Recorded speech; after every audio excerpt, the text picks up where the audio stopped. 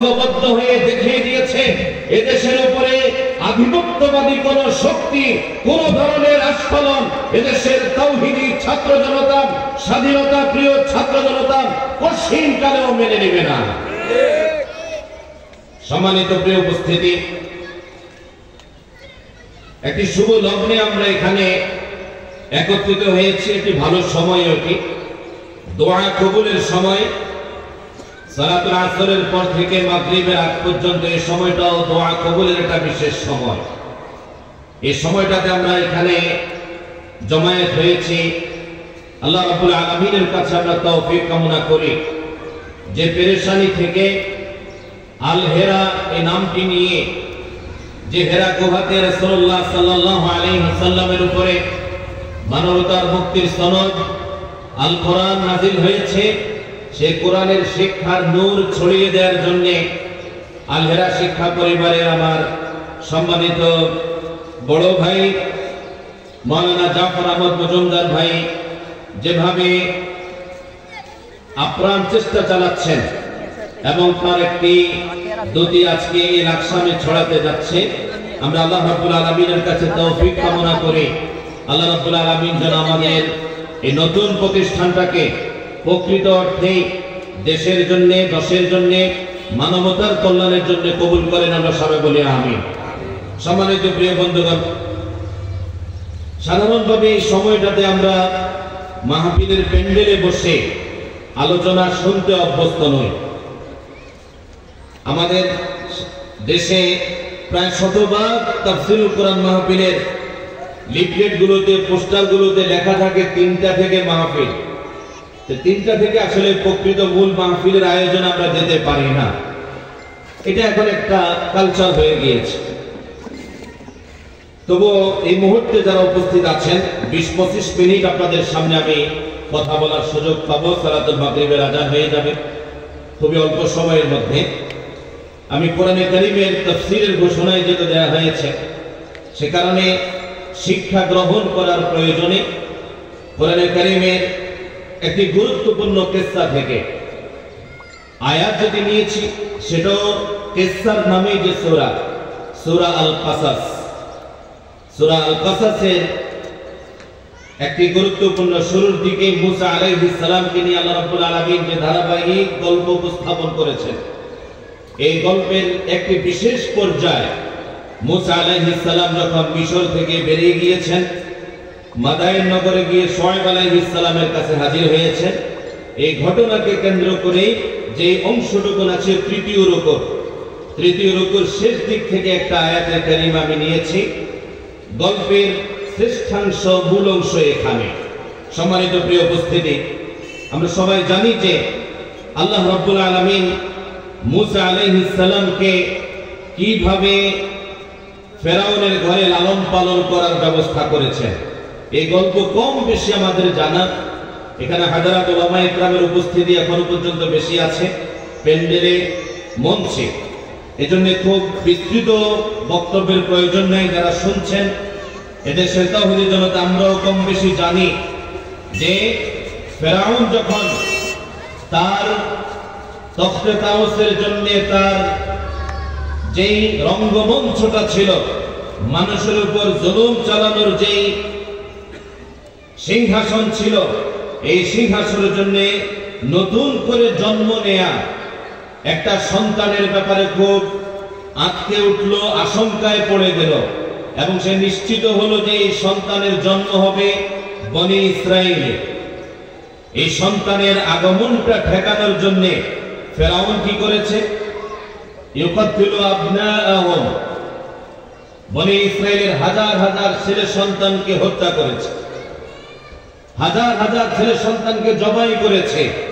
ঠিক ফেরাউনের প্রেতাত্মারা আজকে যেমন আমার বাংলাদেশে আবার আমাদের একজন মুসলিমদের অধিকারকে রক্ষাকারী আইনজীবীকে তারা আবার হত্যা করে দেখিয়ে দিল এরাও ফেরাউনের প্রেতাত্মা। ফেরাউন হাজার হাজার বনি ইসরাইলের সন্তানকে, বিশেষ করে ছেলে সন্তানকে জবাই করেছে, হত্যা করেছে। কিন্তু মুসা আলাইহিস সালামের আগমন কি ঠেকাতে পেরেছে? মুসা আলাইহিস সালামের আগমন তো ঠেকাতে পারেনি। বরং আল্লাহ রাব্বুল আলামিন তার কুদরতি পরিকল্পনায় মুসা আলাইহিস সালামকে এনে পৌঁছালেন কোথায়? ফেরাউনের কোলে। ফেরাউনের কোলে সেখানে লালিত পালিত হলেন, বড় হলেন। মুসা আলাইহিস সালাম যখন আস্তে আস্তে বুঝতে শিখলেন, বড় হলেন, বড় ধরনের একটা বৈষম্য তিনি দেখতে পেলেন। শাসন করে একদল কীর্তিবংশীয় লোকেরা, আর বিশেষ করে শাসিত শোষিত হচ্ছে বনি ইসরাইলের নির্যাতিত মানুষগুলো। ফেরাউনের এই অত্যাচারের মধ্যেই মুসা আলাইহিস সালাম বড় হচ্ছিলেন। মুসা আলাইহিস সালাম একদিন দেখতে পেলেন যে একটা কীর্তি বংশের লোকের সাথে আর ফেরাউনের বংশের লোক, কীর্তি বংশের লোক আর বনি ইসরাইলের একটা লোকের সাথে ঝগড়া হচ্ছে। এই কিসসা আমরা কম বেশি শুনেছি। ঝগড়া থামানোর জন্য মুসা আলাইহিস সালাম কি করেছিলেন জানেন আপনারা? কি করেছিলেন? থাপ্পড় দিয়েছিলেন। কীর্তি বংশের লোকটাকে যখন থাপ্পড় দিলেন, তাতে ওই এক থাপ্পড়ে কীর্তি বংশের ওই লোকটা মুসা আলাইহিস সালামের কল্পনার বাইরে এই লোকটা মারা গেল।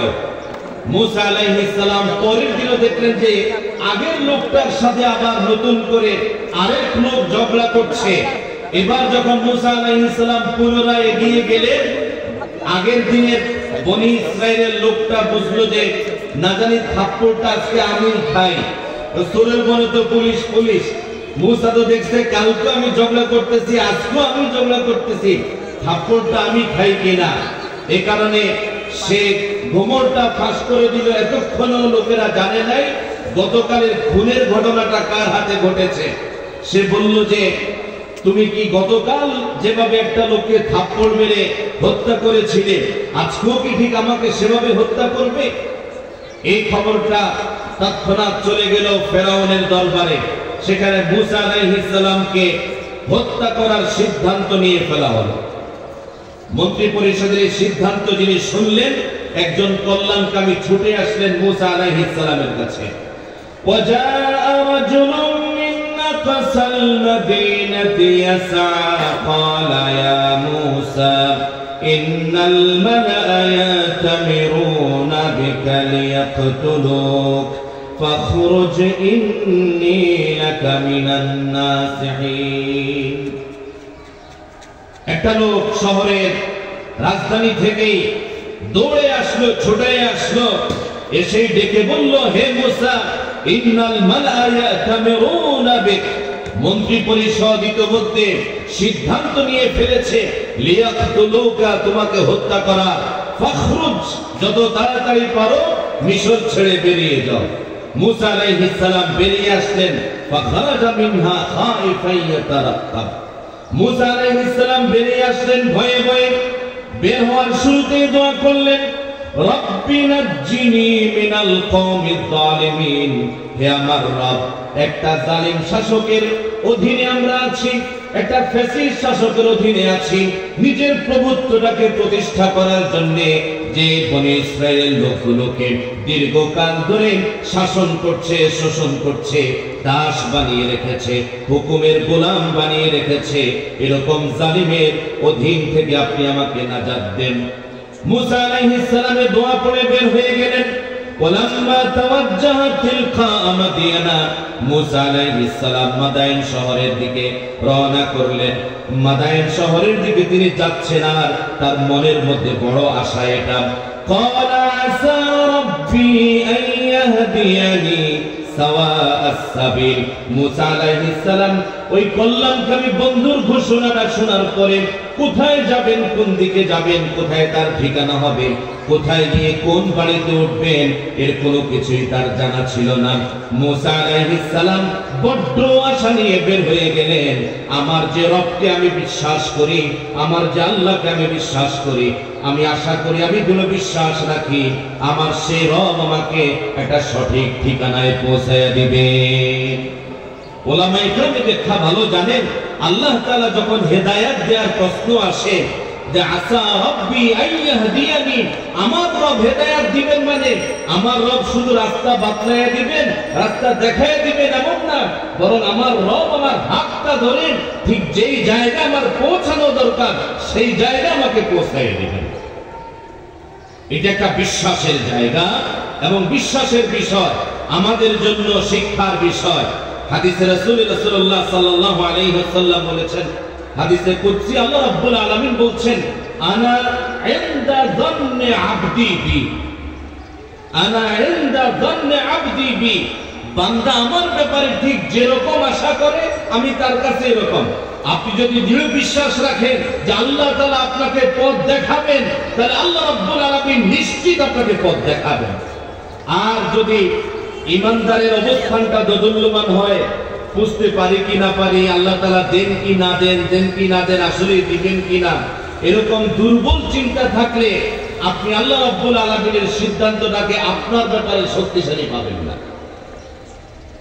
এজন্য দৃঢ় বিশ্বাসের ব্যাপার, আমাদেরও দৃঢ় বিশ্বাস, চক্রান্ত যেদিক থেকে হোক, যে ছাত্র জনতা রক্ত দিয়ে দেশকে ফ্যাসিস্ট থেকে মুক্ত করা শিখেছেন, সেই ছাত্র জনতা পশ্চিমকালেও ভারতের আধিপত্যবাদ, ভারতের সাম্রাজ্যবাদ নতুন করে দেশের উপর চেপে বসুক, সেটা পশ্চিমকালেও এদেশের মানুষ মেনে নেবে না, নেবে না।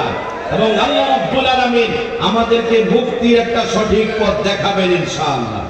আমার বন্ধুগণ, মুসা আলাইহিস সালামও এই বিশ্বাস নিয়ে বের হলেন। এখানে অনেক লম্বা ঘটনা। মুসা আলাইহিস সালাম মাদাইনের যেই পানির কুয়াটা ছিল চলার পথে মরুভূমিতে, সেখানে যখন পৌঁছলেন, সেখানে দেখলেন যে লোকেরা, বিশেষ করে রাখালরা তাদের প্রাণীগুলোকে পানি খাওয়াচ্ছে, কিন্তু কর্নারে এক পাশে দুইটা মেয়ে আঁটোসাঁটো হয়ে দাঁড়িয়ে আছে। এরা অনেক আগে এসেছে কিন্তু পানি পান করানোর জন্য যেতে পারে না।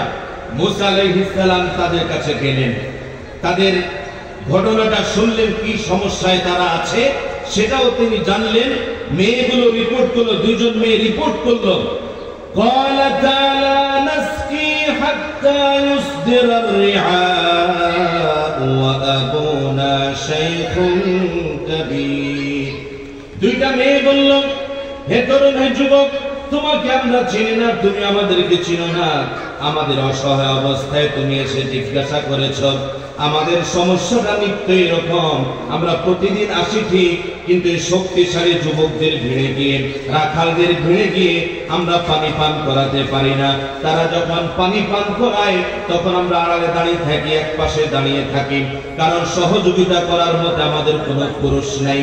যিনি আছেন তিনি আমাদের বৃদ্ধ পিতা, তিনি আমাদের বৃদ্ধ বাবা, তিনি আমাদেরকে এখানে এসে পানি পান করাবেন, পানি সুপেয় পানি আমাদের জন্য বহন করে নেবেন, এই ক্ষমতাটা তার নাই।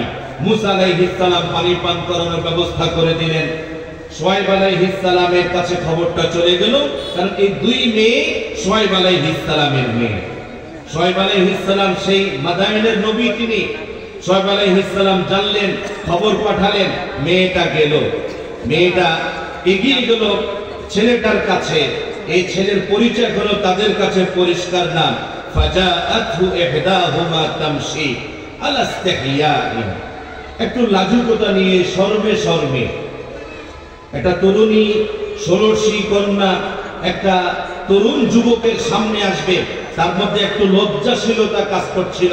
এই লজ্জাশীলতা নিয়েই তিনি আসলেন, বললেন যে আমার বাবা আপনাকে ডেকেছেন আমাদের বাড়িতে যেতে, আপনি যে আমাদের জন্য কষ্ট করেছেন, বাবা আপনাকে এটার প্রতিদান দিতে চান। মুসা আলাইহিস সালাম কিন্তু এর আগে একটা কাজের কাজ করছিলেন, এটাকে আমরা বলি, আমি মজা করে বলি যে এটা হলো ভালো শ্বশুর বাড়ি পাওয়ার দোয়া। মুসা আলাইহিস সালামের মেয়েগুলোকে পানি পান করায়া এরপরে আবার যে গাছের নিচে তিনি ছায়ায় ছিলেন, সে গাছের নিচে চলে গিয়েছিলেন। এটা 24 নম্বর আয়াতে মুসা আলাইহিস সালাম সেখানে গিয়ে দোয়া করেছিলেন, ফাকালা রাব্বি ইন্নী লিমা আনজালতা ইলাইয়া মিন খায়রিন ফাকির। রব্বুল আলামিন, এই মেয়েগুলো কোথাকার সেটাও জানি না, এদেরকে যে আমি তাদের বাড়ির ঠিকানাটা জিজ্ঞাসা করব, এতটুকুও আমি লাজুকতা ভাঙতে পারি না। রব্বুল আলামিন, আপনার কাছে কল্যাণ আছে, সেই কল্যাণের ভাগীদার আমি হতে চাই, আপনার সেই কল্যাণের আমি ভিখারি। মুসা আলাইহিস সালাম তিনি দোয়া আগে করে ফেলেছেন, আর আল্লাহ রাব্বুল আলামিন মুসা আলাইহিস সালামের দোয়া কবুল করেছেন। এরা বলল প্রতিদানের ব্যবস্থা, কিন্তু আলটিমেট হলো একটা ভালো শ্বশুর বাড়ির ব্যবস্থা। ভালো শ্বশুর বাড়ি পেতে হলে, উত্তম শ্বশুর বাড়ি পেতে হলে, সুযোগ পেলে আমি আরেকটা গল্প বলবো। উত্তম শ্বশুর বাড়ি পেতে হলে এরকম দোয়ার ফজিলত আছে, যেটা মুসা আলাইহিস সালাম পেয়েছেন। তিনি তার শ্বশুর বাড়ির জন্য দোয়া করেন নাই, তিনি একটা ভালো আশ্রয়ের জন্য, উত্তম আশ্রয়ের জন্য দোয়া করেছেন। কিন্তু আল্লাহ রাব্বুল আলামিন কি শুধুমাত্র লজিং বাড়ির ব্যবস্থা করছেন, না শ্বশুর বাড়ির ব্যবস্থা করছেন? শ্বশুর বাড়ির ব্যবস্থা করেছেন। শুআয়ব আলাইহিস সালামের সাথে কথা হলো, কিন্তু তার আগে যে আয়াতটা আমি নিয়েছি, কয়েক মিনিট আগে আমি এই আয়াত থেকে কথা বলছি। শুআয়ব আলাইহিস সালাম যখন মুসা আলাইহিস সালামের সাথে কথা বলছেন, তার একটা মেয়ে এগিয়ে গেলেন, বাবার উদ্দেশ্যে কথা বলছেন। কি বলছেন? قالت إحداهما يا أبت استأجره إن خير من استأجرت القوي الأمين। শুআয়ব আলাইহিস সালামের বেটি তার বাবার উদ্দেশ্যে বলছেন, বাবা, আমরা তো দীর্ঘকাল একটা সংকটের মধ্যে ভুগছিলাম। আমাদের এই পরিবারের দেখভাল করার জন্য, আমাদের সাংসারিক নিত্য নৈমিত্তিক কাজগুলো করার জন্য, বিশেষ করে ঐতিহ্যবাহী যে কাজটা সকল পরিবারে আছে, আমাদের যেরকম বকরিগুলো আছে, এই বকরিগুলো চড়ানোর জন্য একজন রাখাল দরকার, একজন কাজের লোক দরকার।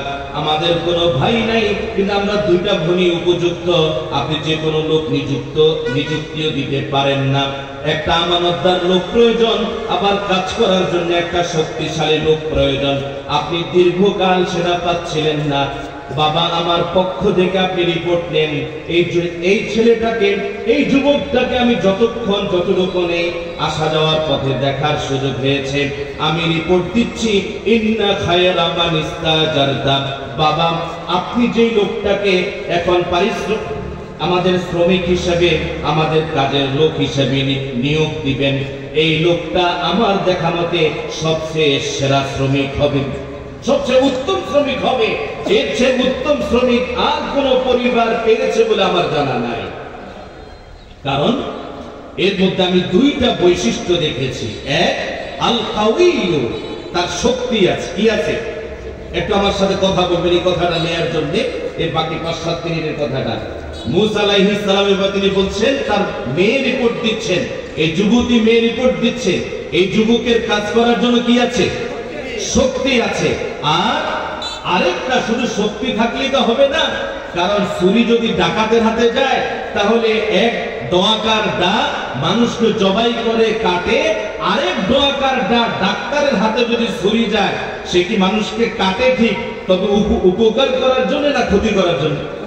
ক্ষতি করার জন্য। বাবা, আমার রিপোর্ট হচ্ছে এই যুবকটা অত্যন্ত বিশ্বস্ত যুবক, আমানতদার যুবক। ওরে লজিং বাড়িতে রাখতে কোনো অসুবিধা নেই। আমাদের দেশে, এই সমাজে, এত অঞ্চলে অনেক সময় মুরব্বীরা ভালো বলতে পারেন, লজিং বাড়িতে নানান অ্যাক্সিডেন্টের ঘটনা আছে না নাই? হ্যাঁ, মনে করেন মুসা আলাইহিস সালাম লজিং বাড়িতে উঠতেছেন, এখানে আছে দুইটা তরুণী মেয়ে, রিস্কের ব্যাপার আছে না নাই? আছে। একই খোয়াড়ে যদি আপনি শিয়াল আর মুরগি রাখেন তো সমস্যা তো হবে। মুসা আলাইহিস সালাম তাগড়া জওয়ান, কিন্তু মেয়েটাই রিপোর্ট দিচ্ছে। কিভাবে, কেন রিপোর্টটা দিতে পারলো? তাফসীর লিখে, মুসা আলাইহিস সালাম যখন ওই কুয়া থেকে বাড়ির দিকে রওনা করেছেন, তখন মুসা আলাইহিস সালাম তো পথ চিনেন না। পথ যে দেখায়, সে কি পেছনে থাকে না সামনে থাকে? সামনে থাকে। মুসা আলাইহিস সালাম পথ চিনেন না, মেয়েগুলোকে সামনে দিতে রাজি হলেন না। যেহেতু তারা তরুণী মেয়ে, যুবতী মেয়ে, তারা তার সামনে সামনে হাঁটুক, এটা তিনি চান নাই। তিনি বলেন, তোমরা পেছনে পেছনে থাকো আর আমাকে পথ দেখাও, আমি ডানে বামে তোমাদের ঠিক ঠিকানা আমি পৌঁছে যাব। মুসা আলাইহিস সালাম এই যে দীর্ঘ পথে, মরুপথে আমানতদারিতার পরিচয় দিয়েছেন, এতটা শক্তি যিনি রাখেন, মরুভূমির সবগুলো রাখালকে, শক্তিশালী রাখালকে কাবু করে পানি খাওয়ানোর ব্যবস্থা যে যুবক করে দিবেন, সেই যুবক এই তরুণী মেয়েদের দিকে বাঁকা চোখে একবারও তাকায় না।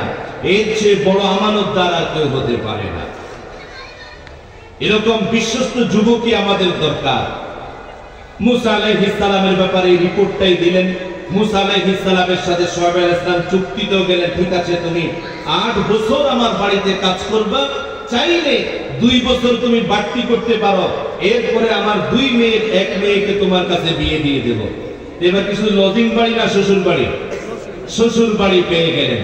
আমার ভাইয়েরা, আমি আয়াতটা ঘটনাটা নিলাম কেন, একটু মনে করলাম কেন, আমার এই প্রিয় বাংলাদেশ, এই দেশটাকে আমরা নতুন করে গঠন করতে চাই। গঠন করার স্লোগানটা নতুন না। আমরা 1971-এর স্লোগান শুনেছি, সোনার বাংলাদেশ গঠন করার স্লোগানটা নতুন না পুরাতন? বলেন নতুন না পুরাতন? সোনার বাংলাদেশ গঠন করার স্লোগানটা নতুন নয়, একেবারেই পুরাতন স্লোগান, অন্তত 53 বছরের পুরাতন স্লোগান। কিন্তু বাংলাদেশকে কি আমরা সোনার বাংলাদেশ বানাতে পেরেছি? সোনার বাংলাদেশ আমরা বানাতে পারি নাই। কেন পারি নাই? এর মূল কারণটা হচ্ছে আমরা সোনার বাংলাদেশ বানানোর জন্য আপনাদের জমিনটাকে সোনা বানালেই সোনার বাংলাদেশ হবে না। আপনি জমিনটাকে পুরোপুরি আপনি সোনার জমিন হয়ে গেল, এরপরে যদি মানুষগুলো হয় ডাকাত, তাহলে কি আসলে কি সোনার বাংলাদেশ হবে? সোনার বাংলাদেশ হবে না। সোনার বাংলাদেশ গঠন করার জন্য সোনার মানুষ প্রয়োজন। সোনার মানুষ প্রয়োজন। যারা ফর্মুলা দিয়েছেন, স্লোগান দিয়েছেন, আমি বলি হয়তো তাদের সদিচ্ছাই ছিল, কিন্তু সদিচ্ছা থাকলেও, নেক ইচ্ছা থাকলেও অনেক সময় নেক কাজ করা যায় না। আপনার পন্থা পদ্ধতি যদি ভুল হয়, আপনার পদ্ধতি যদি ভুল হয়, আপনি চাইলেও নেক নিয়তে ভালো কাজ করতে পারবেন না। আপনার নিয়তটাও যেরকম ভালো হতে হবে, তরিকাটা পদ্ধতিটাও ভালো হতে হবে। এই তরিকার কথা যদি বলেন, মুহাম্মদুর রাসূলুল্লাহ সাল্লাল্লাহু আলাইহি ওয়াসাল্লামের তরিকা, তার জন্য তার মাঝে আমাদের জন্য আদর্শ আছে। একটি সোনার জমিন কিভাবে গড়তে হয়, সোনার পৃথিবী কিভাবে বানাতে হয়, নিরাপদ পৃথিবী কিভাবে বানাতে হয়। মুসা আলাইহিস সালাম কে দিয়ে আল্লাহ রাব্বুল আলামিন নমুনা যেরকম কোরআনে কারীমে দিয়েছেন, আল্লাহ রাব্বুল আলামিন মুহাম্মদুর রাসূলুল্লাহ সাল্লাল্লাহু আলাইহি ওয়াসাল্লামকে পাঠিয়ে আমাদের জন্য উত্তম নমুনা দিয়েছেন কিভাবে সত্যিকার সোনার মদিনা বানাতে হয়, সোনার জমিন বানাতে হয়। যদি আপনি সত্যিকার সোনার জমিন বানাতে চান, তাহলে সোনার মানুষ বানাতে হবে। সোনার মানুষ বানাতে হলে এই দুইটা বৈশিষ্ট্য, এক শক্তি, কি বললাম? শক্তি, শক্তিশালী যুবক শ্রেণী তৈরি করতে হবে। এই শক্তি বলতে আমি শুধু গায়ে গতরের শক্তির কথা বলি না, গায়ে গতরের শক্তিটাও আসল